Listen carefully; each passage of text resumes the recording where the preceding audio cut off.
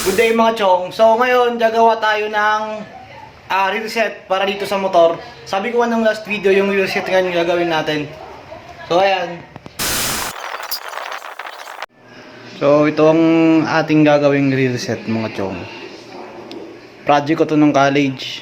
Bale recycle lang natin to para magamit dito sa motor natin.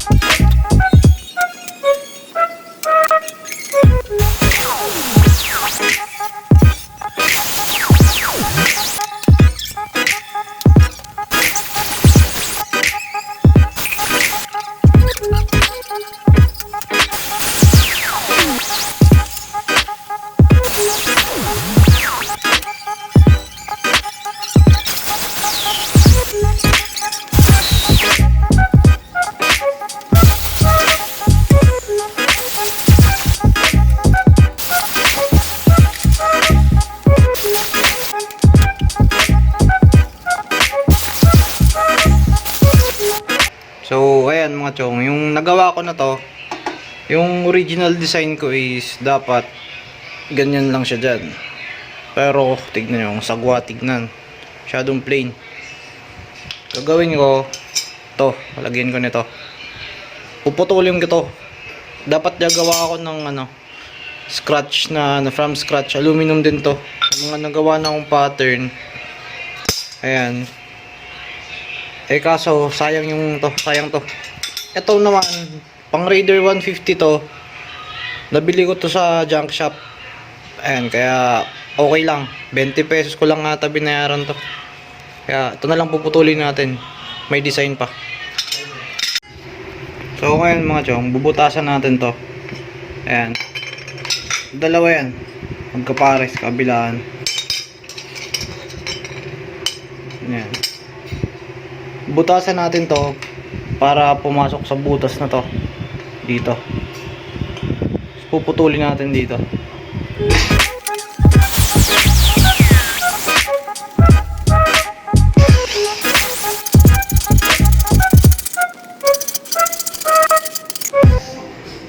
Itong gagawin natin foot peg mga chong, recycle din to. Ito ay galing sa sa Raider 150 ko, yung pang passenger niya. Dito ko nakuha to sa ganito ng Raider. Ayan, parehas yan. Ito kasi ito yung stock ko dito sa Raider na putol siya dati. Putol dito, kaya pinutol ko na lang yung iba. Yung gagawin ko ngayon, bubutasan ko to dito para may pagpatukan tayo ng bolt. Tanggalin muna natin to. Pag magtatanggal kayo nito mga chong, ingatan nyo bago nyo ugutin dahil may bearing dito. Ewan ko nung tawag ito, basta maliit na bilog, parang bearing. Ayan o. Ayan. Tapos may spring sa loob yan. Ayan yung spring nya. Ito yung parang naging stopper nya dito, para pag naka-fold, pag may lubak-lubak, hindi siya bubuka ulit. Ngayon butasan natin muna ito mga chong. Tutasan ko dito sa gitna. Tayo magbukas mga chong, lagyan muna natin ng marka. Pinagawa ko concrete nails. Pinapatulis ko lang, yun yung pinapangmarka ko sa sa butas. Pin punch yung tawag nito sa aviation, ewan ko sa ibang industry. Siyempre mga chong, bago natin butasan ng malaki, maliit muna ng drill bit na gamitin natin, maliit muna.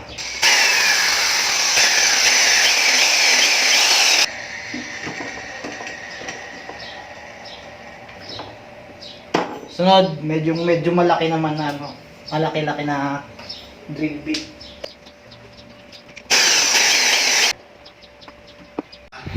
So, ayan yung magiging itsura niya mga chong. Yung naputol na natin.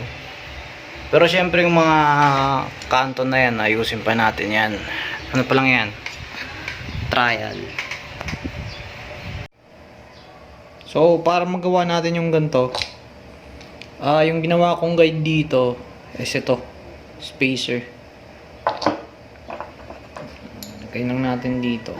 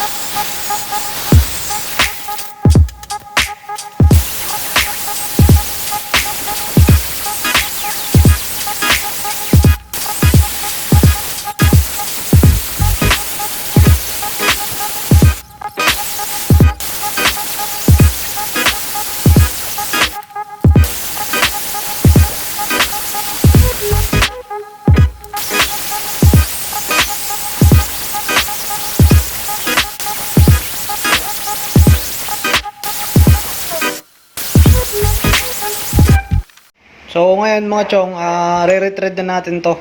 Itong mga binutasan natin nung nag-start tayo gumawa. Ngayon lang kasi ako nakabili ng ito, hand tops. Ayan yung size. M8 by 1.25. Ito yung mga gagamitin nating bolt. Ayan, mas maliit yung butas niya. So umpisa na natin mga chong. Thread na natin to para dito.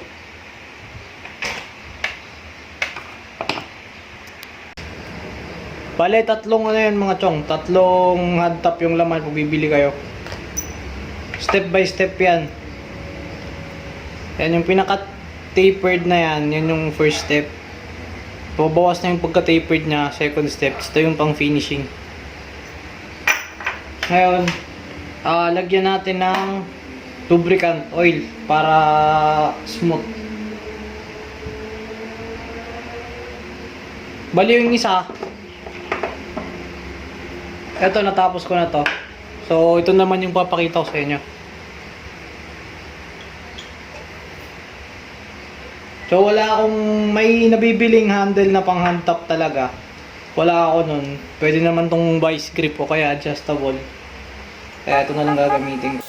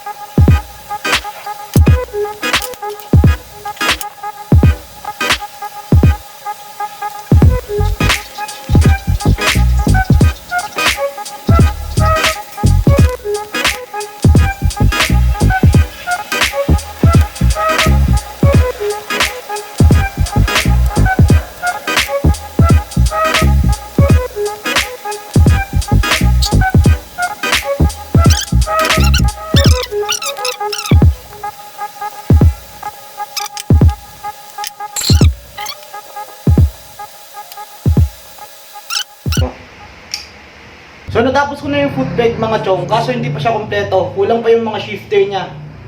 I-install ko muna dito, papakita ko sa inyo yung resulta ng ginawa ko.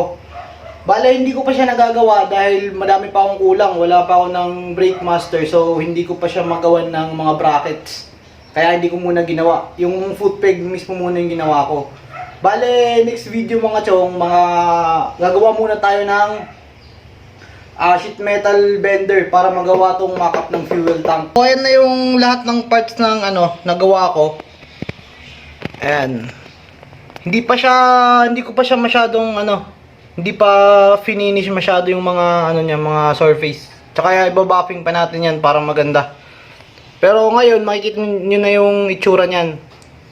So pag makompleto na may mga may mga shifter, saka ko aayusin lahat ng yan tsaka pipinturahan. Itong isang foot peg mga chong, kasi makikita niyo folded siya. Itong isa di ko muna kinabit para may pakita sa inyo kung paano ko ilalagay yung nut sa loob. Ayan, may nut yan sa loob. So assemble na natin. Ito may parang bearing dito. Tapos yun yung butas sa loob. Talagay natin doon yung nut. Naisip ko din lagyan na lang ng thread to. Kaso cast aluminum lang to, baka bumigay din. Kaya mas mabuti na yung nut. May nut sa loob para mas matibay.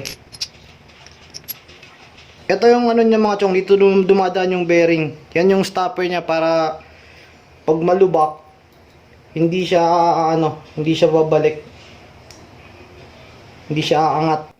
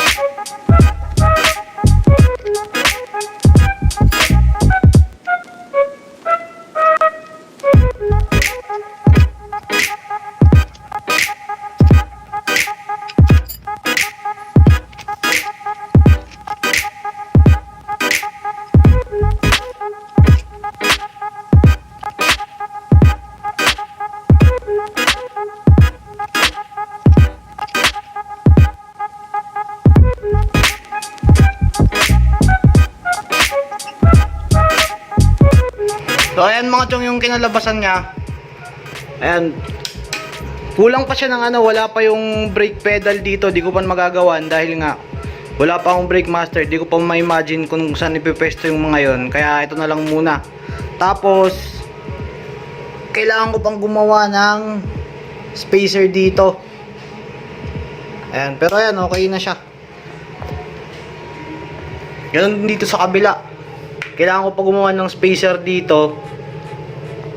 Tapos yung niya dito, yung gear shift, kailangan pang gawan. Pero ayan, okay na siya.